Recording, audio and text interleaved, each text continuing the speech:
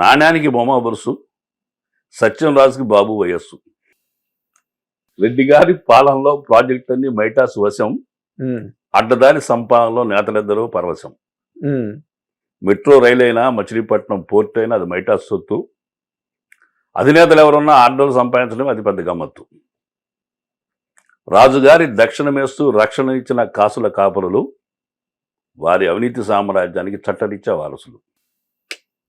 ఈ రకంగా రెండు పార్టీని ఎగుతూ చాలా బాగుంది. అట్లా నేను ఒక సటైరికల్ గా రాశాను. అది క్లిక్ అయింది. మన ఆలోచన బాగానే ఉంది. అయితే మన పనికి వస్తాం, పార్టీకి మన వల్ల ప్రయోజనం ఉంది, కొంతమందికి న్యూస్ తెలుస్తుంది కదా, చెబితే వినది కవిత రూపేణది మెమరీ ఇది ఎంజాయ్ చేస్తారు కదా, ఎంజాయ్ చేస్తారు. పైకి మంచి మాటలు రాసేవాడిని. మంచి మాటలేగా ఇప్పుడు మీరు చెప్పినవన్నీ. ప్రభుత్వం ముసుగులో, అధికారం ముసుగులో పేరుకి పబ్లిక్ సర్వెంట్స్, ప్రజలను దగా చేసి దోచుకుని ప్రైవేట్ మర్చెంట్స్. ఇలాంటి ఎమోషనల్ గా ఉండేది, భాష రైమింగ్ ఉండేది. కొట్టేసరికి జనాలందరికీ బాగా నచ్చింది. అట్లా క్లిక్ అయిందండి. అది నా ప్లాన్ వర్కౌట్ అయింది. ఇక అట్లాగూ నెక్స్ట్ ఏదైతే మార్కెట్లో సెన్సేషన్గా ఉందో దాన్ని ఇచ్చేసామని ఇక్కడ ప్యారడీగా. నెక్స్ట్ స్లమ్ డాగ్ మిలియనర్ పెద్ద హిట్ అయింది. నేను స్కామ్ డాగ్స్ ట్రిలియనియర్స్ అని టైటిల్ పెట్టి, రాజశేఖర రెడ్డి గారు టీం అంతా చేసిన అవినీతికి ఒక ఆస్కారం ఇవ్వాలని ఒక కాన్సెప్ట్ తీసుకుని, ఆ మంత్రులు చేసిన అవినీతి మీద పేపర్ వచ్చిన న్యూస్ని ఆధారం చేసుకుని ఒకటి మళ్ళీ వదిలే. అది బాగా క్లిక్ అయింది. అట్లా రాసినన్ని ఇక సెలబ్రేట్ అయింది.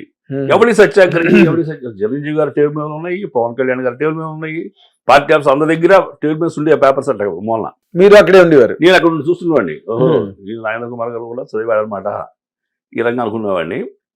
అట్లా చివరికి ఎలక్షన్ దగ్గరికి వచ్చిన తర్వాత ఈ పార్టీ ప్రమోషన్స్ ఇలాంటి ప్రచారాలకి ఈ టైం లేదు, ఇక అవసరం లేదనే పరిస్థితి వస్తుంది కదా, ఎలక్షన్ కోడ్ ఏదో.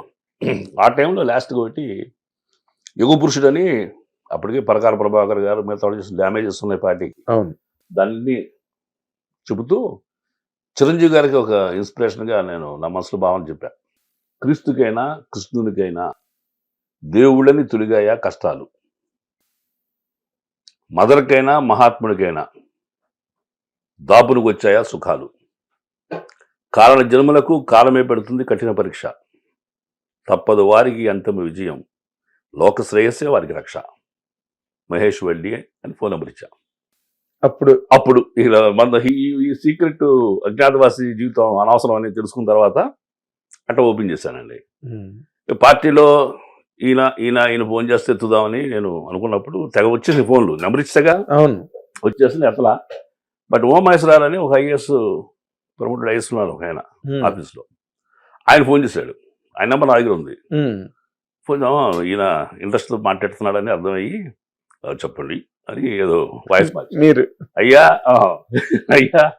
సత్యాగ్రహి గారు ఎంతకాలం అజ్ఞాతంగా ఉన్నారు, అజ్ఞాతవాసులాగా పార్టీ సేవ చేశారు, మీ దర్శన భాగ్యం అలాగే చేస్తారా అంటే హుషారుగా మాట్లాడాడు. వస్తాను అని వెళ్ళి ఏం సార్ ఫోన్ చేశారేంటి అన్న. నేనేం చేయలేదు, నేను మహేష్ తెలుసు, ఆయనకి మహేష్గా ఆయన తెలుసు, నేనేం చేయలేదు మహేష్ నీకు అన్నారు. సార్ మీ నెంబర్ వచ్చినట్టు నాకు అని ఫోన్ కొడితే అక్కడ సత్యాగ్రహం పెట్టుకున్నాడు, రాసుకున్నాడు, ఫీడ్ చేస్తున్నాడు. నువ్వా అన్నాడు.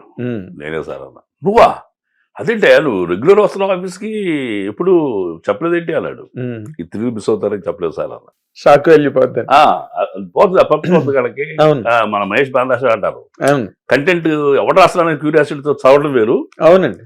అట్లా ఆయన అనేసి ఈలోపు బసవరాజు శ్రీనివాస్ గారు అని ఒక ఆయన ఉన్నాడు, పెద్ద ఆయన, బసవరాజు ఇంజనీరింగ్ కాలేజెస్ కూడా ఉన్నాయి, ఆ గదిలో ఆయన వచ్చాడు. బసవరాజు గారు ఈ మహేషే సత్యాగ్రహి అన్నాడు. నిజమా అని ఆయన ఆశ్చర్యపోయాడు. అవును సార్ నేను రాస్తున్నాను. నిజమా అన్నాడు.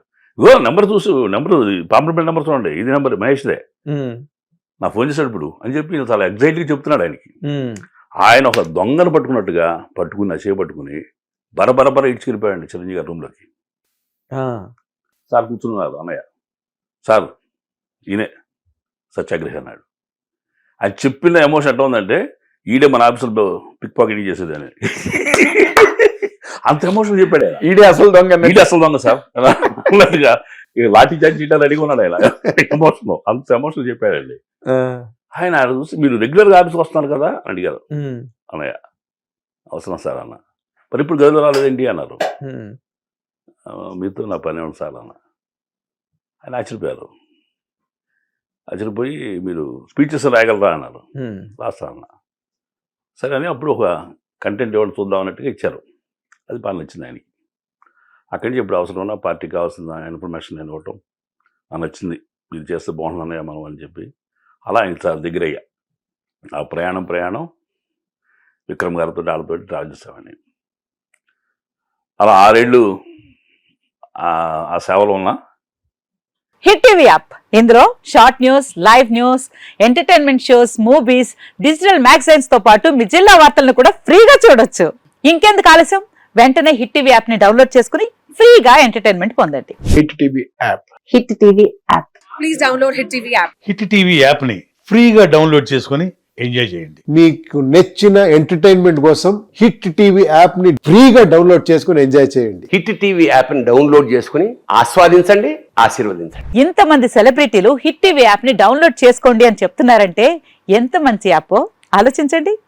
అమెరికా అమెరికాలో చదవాలనుకునే వాళ్ళకి విశ్వసనీయమైన పేరు మన శౌర్య కన్సల్టెన్సీ. UK లో 1 year masters. UK లో 1 year masters. 2 years work permit up to 5 years visa. Contact Saurya Consultancy. Contact 89851 89851.